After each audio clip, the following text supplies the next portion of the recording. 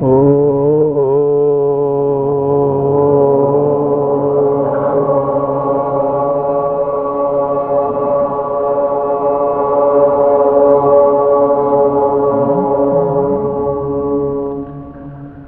there be peace among all beings of the universe. Let there be peace, let there be peace. Om Shanti, Shanti, Shanti. Namaskar. Welcome to Satsang.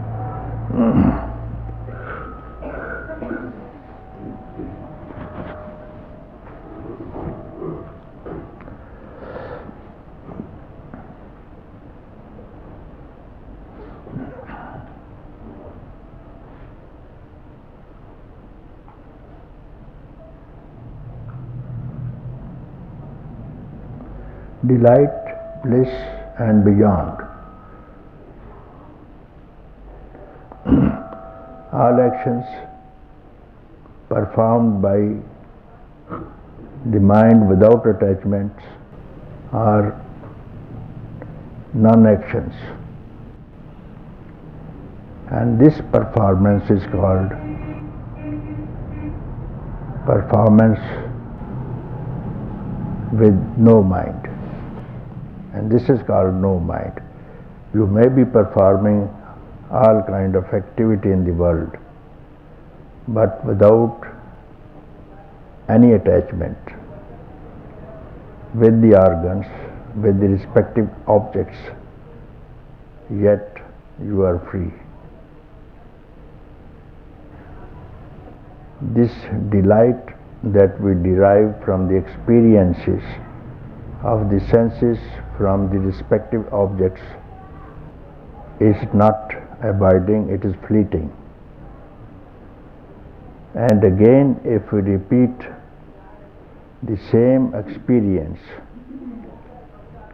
which has been now stored in the memory, we need a desire earlier to call for this delight from the memory to have it again repeated.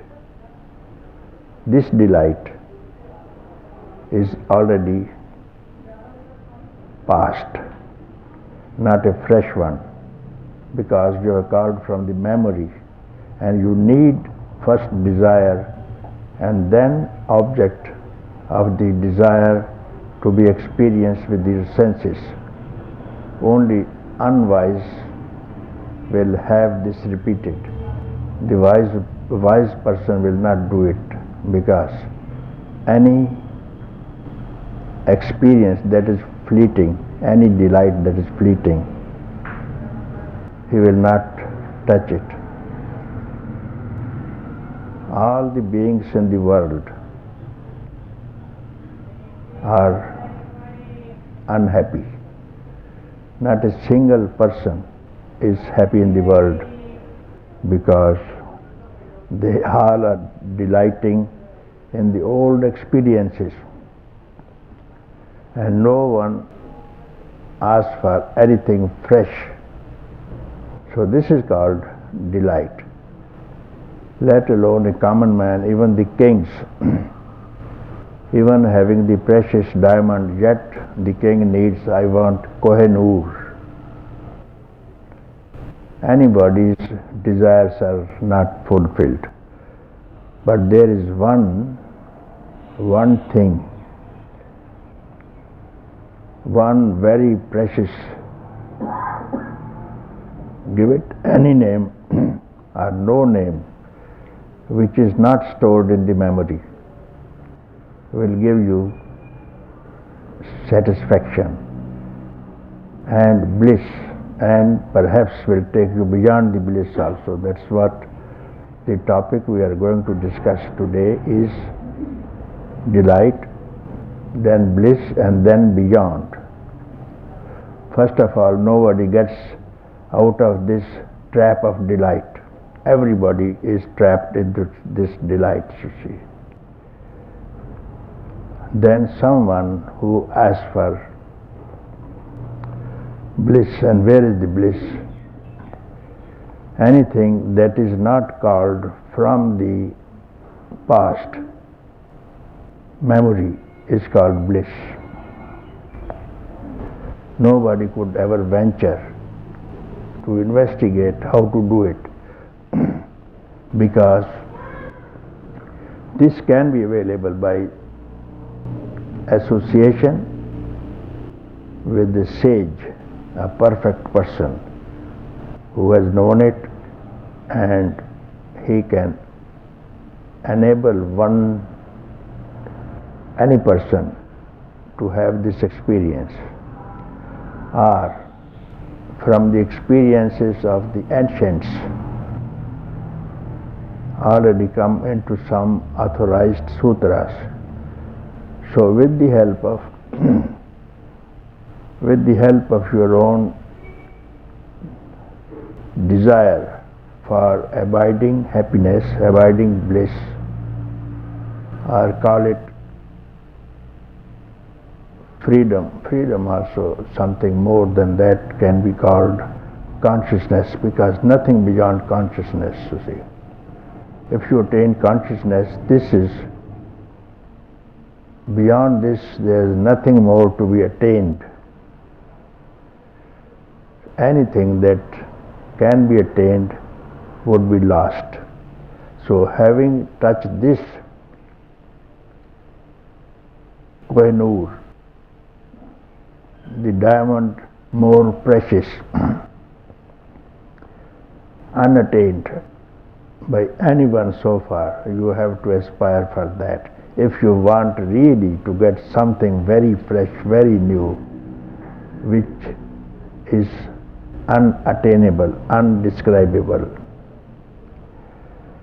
Why I call it unattainable? And you also desire for that, because having attained it, the one who has experienced and that which has been experienced and the experience are knower, known, knowledge, merge into that itself. Therefore, I call it attained and also unattained. After attaining what? You have attained everything that has been worth attainment. Therefore, in this respect, it is complete, perfect attainment called moksham, liberation, emancipation, or perfection, bliss you can call it, or beyond even, or some people call it emptiness, some people call it fullness, but yet it is beyond any words. It has never been uttered so far, beyond any words. So that has to be aspired for. You must aspire something which you have never heard from anyone before. Not it could be landed into the memory, not it could be seen or heard or touched or thought. When the mind blinks for a moment, everything rises. This manifestation is the result of just a blink of mind. And if you don't wink for this single second, everything ceases. If you don't give a single stir of your mind, just for this instant, this finger snap, what I speak about is here and now. And my dear friends, you are that.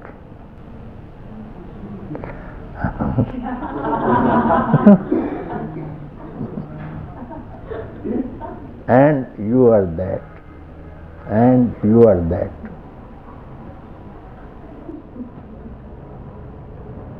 And if you have heard it, and this word has not landed or touched your memory, you have gone beyond what I speak about. And somehow, if it has penetrated, trespassed into the memory, sneaked into your memory, then what you have got to do, fall in love with it. Keep fully devoted to it, walking, talking, sleeping, dreaming, awaking. Always get in touch with it, think of it, speak to it, worship it even. This is the only object or subject or beyond to be worshipped. Don't be afraid of this worship, because all these things are within that which I speak about. Everything is worshipable. Everything that you worship is that itself. What else could be there? If this is a gold, to make anything out of this gold, anything, may it be any animal, any bird, or anything, its goldness is not going to be lost. Only name can be different. Form can be different. How its goldness can be lost. Like this, if you get it, the total consciousness, everything what exists in consciousness must be consciousness. Anything that is in the river, in the form of waves, bubbles, tides, whatever it is, must be one substance, and that could be only liquid, only water. If you look at the water and not the name that this is a bubble, this is a wave, if you know this, you don't need anything else. This single instruction is quite enough for those who really have deserved it for aeons of yogas and kalpas and times. This single hearing for once is quite enough. And for those, if they like, they can postpone it for a year or till the end of this incarnation for which you are born after all. Why you are here, what for you are here. Just to know who you have been and who you would be and who you are even now. Somehow you have lost the track of it. You need some guidance, some guide. Listen to him once, follow him, and you are out of this trap. And if you don't, doesn't matter. After all, how long this trap will remain a trap? Somehow. Its trapness has to be dissolved and solved once for all. So, one satsang is quite enough. One word is quite enough. And knowing this thing, you are always in satsang. What is the meaning of satsang? living as truth itself is called satsang. Living as truth itself. No one can deny I am not truth. Truth means self, means consciousness. Who can say I am not the self? Anytime. So who knows I am the self is satsang. And who says I am not the self, I am not the self, still it is excellent. Still you are in satsang, I am not the self, I am not the self.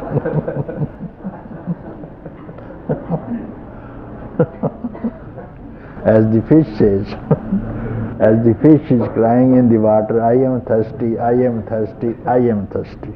And if the fish in the river can cry, I am thirsty, it means she is already alive. She is not thirsty. So, this is quite enough, and this is called satsang. In satsang, you are not told to do anything, to practice anything, because there are no modifications. It is immaculate, pure, purity itself. And you are pure. Who told you you are not pure, first of all? And that's only a talk. I am impure is a talk only. How can I am be impure? I am bound is only a talk.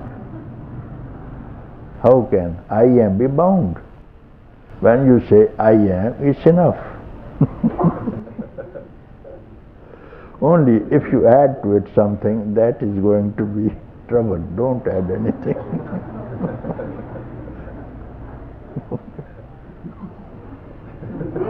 Okay. So here this time, make the best of this time. Best, don't postpone. Don't postpone. This postponement is called manifestation and bondage. Postponement, because if you don't postpone, you are here and now, you are free. And this postponement is called mind. Postponement is mind. I will do later. I will do tomorrow. Then this is mind.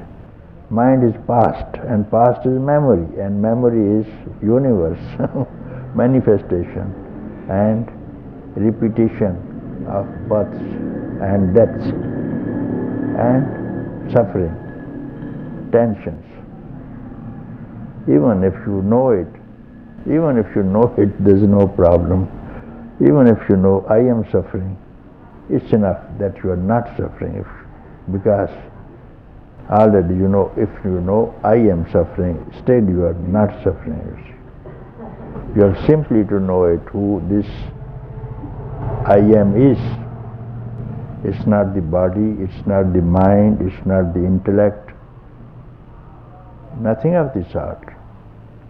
If you say I am, can you show this I am? It's not the body. You just investigate and tell me I am is not the body. What is this I am? You can just find out where this I am is. You will not find him. You will not find I am anywhere.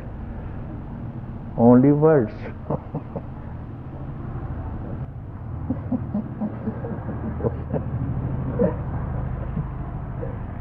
So after some time I am speaking about this is happiness, and knowing this is called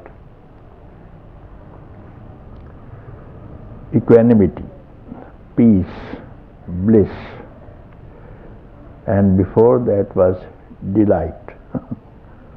Anything that is fleeting is called delight. Anything that is abiding is not delight. So here you are at peace, and equanimity is there, and you are bliss. Here is the bliss. So keeping up this for some time in this state, and not looking for, not desiring for anything from the memory of the past, staying for some time here and you will be thrown or called from somewhere else by someone else into somewhere else which you have never heard before, because what you hear is only about waking, dreaming, sleeping. That's all you have known so far. Anything that speaks to you in this physical form is waking state. Subtle form that we dream in the night is subtle form. There also we have got relations, and we see mountains and rivers and forests and animals, subtle form, and there also we have experience. And then in sleep also, that's all the three states we know. Therefore we have delight in one, and we have bliss in the sleep state. Again we repeat the same circle endlessly.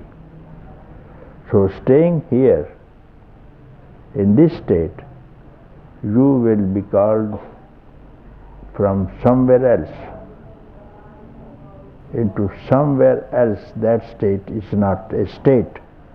States are only three. Beyond that, you can't call it a state. That is, you can call it a word. If you have to use word, I believe the Sanskrit word is prajna. Prajna is beyond that, beyond states, you see. Beyond, the beyond is called prajna. So that state is beyond the delight and beyond the happiness and beyond the bliss even. It is not even this, it is not even self, it's not even it. What has been given in some sutras, it word is used, this word is used, that word is used, tat word is used. Not even that. That cannot be comprehended by mind, nor expressed, nor described, nor experienced, because for any kind of delight, bliss, enjoyment, you need someone to experience. Mind doesn't go there, intellect doesn't go there, senses do not present themselves there.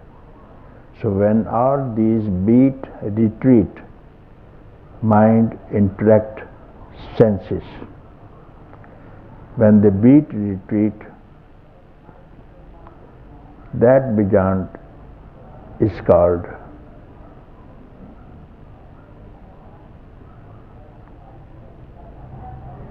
Tita word is this.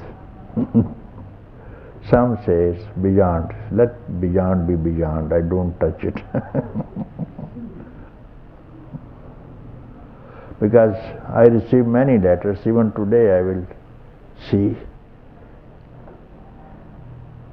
The letters always mention we lose what we get in the satsang when we return back home. We lose it. So we lose it after some time, and then we do not know what to do here. So it means anything that you are here in satsang, you have stored in the mind. So that is what we are discussing about. And this thing that you are storing in the mind, you want to call for and repeat it. So this is not the thing that you want to have it repeated and called for again. We are not speaking about that, you see. So don't mistake.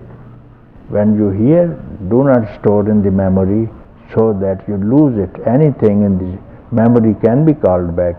You can call back anything from the memory. When it doesn't land into the memory, you can't call back. So they are in trouble, they can't call back. Therefore, they take up to some other exercises, you see.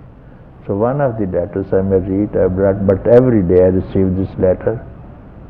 So the satsang in Lucknow we lost it in a month. So I am just speaking about this thing. Do not try to grab it, grasp it, and store it into the memory. Anything stored in the memory is not satsang. It's called learning, it's called knowledge that you go to the universities and get. That have you stored in the memory and you get doctorate out of it. It's not that knowledge. It cannot be stored in the memory. You see, never it has been done. So let the word pass through and through, pierce through the mind and through the intellect, and let it go from where it came. One word, any one time, whatever, whenever, wherever possible. It is that one word which will work. So I am again trying to clarify. Don't try to understand what is spoken here. Just keep quiet what is happening. Don't try to listen even. Just keep quiet. You just keep quiet and let it go. What is happening, you don't be concerned of it, you see. That is some higher, supreme power. You are in the laps of supreme power. Don't use your intellect here. It is she who will take care of you. It is he who will take care of you. It is it will take care of itself. Who are you to understand it? So keep quiet for one, don't blink and don't wink. And keep quiet for one single second. Otherwise, you will have notions and expectations and ideations. That's what you will make out of this satsang. Don't try to have any notion, any hope that here we have come with the hope that we will be free. Give up this hope either. No hopes and no notions and no tensions also. No ideas about what it is. Don't form any ideas about it. This is called quietness, equanimity, silence and peace. Then the Supreme itself will enter into your open heart and sit down there permanently, because it is already there and you are otherwise engaged. Otherwise engaged. Therefore, it is concealed by some other desire. Some other desire, I want this and I want that, you see. So what you have to do, this, anything through which you have camouflaged or concealed the original, ultimate nature of your own self, has to be discovered, uncovered, or to be revealed itself. It has to reveal itself by itself, not by any effort. Not by any effort. You don't need to make any effort. Not even to think about anything of the past, present and future. No thought and no effort. That is the requirement. How this precious gem, where it is concealed by you, how it will reveal itself, because the gem doesn't need your candle to be shown. It has its own luster, self-effulgent. As the sun, you want to see the sun not through your candle, through its own rays. Who will see the sun? Please give me a candle. I want to light the candle because I want to see the sun. It doesn't need the sun because it is the luster of light itself. So anything which is light. You don't need any effort to see it. You don't need anything to do. Simply keep quiet. Allow it to reveal itself. If you had kept quiet even for a single instant, for a finger snap, with a wink of your eye once during this travel that you have done for 35 million years, my dear friends who are here. This is all a blink of minds. And now if we are quiet, it has to reveal. It is self-effulgent. Never it has been concealed. But when the desire is there, then it is concealed. Because we desire something else. Something else. And that something else, we do not know that something else is also the same thing. What else you can aspire? Where from do you get anything else which is not already there? Wherefore? Who are you?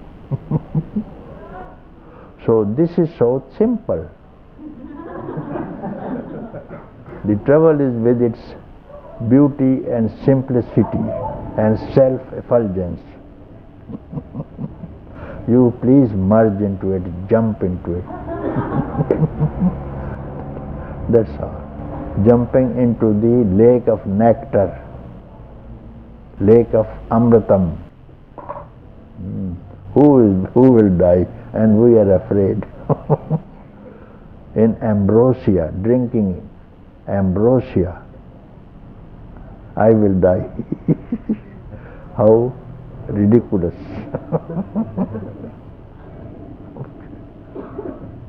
Okay.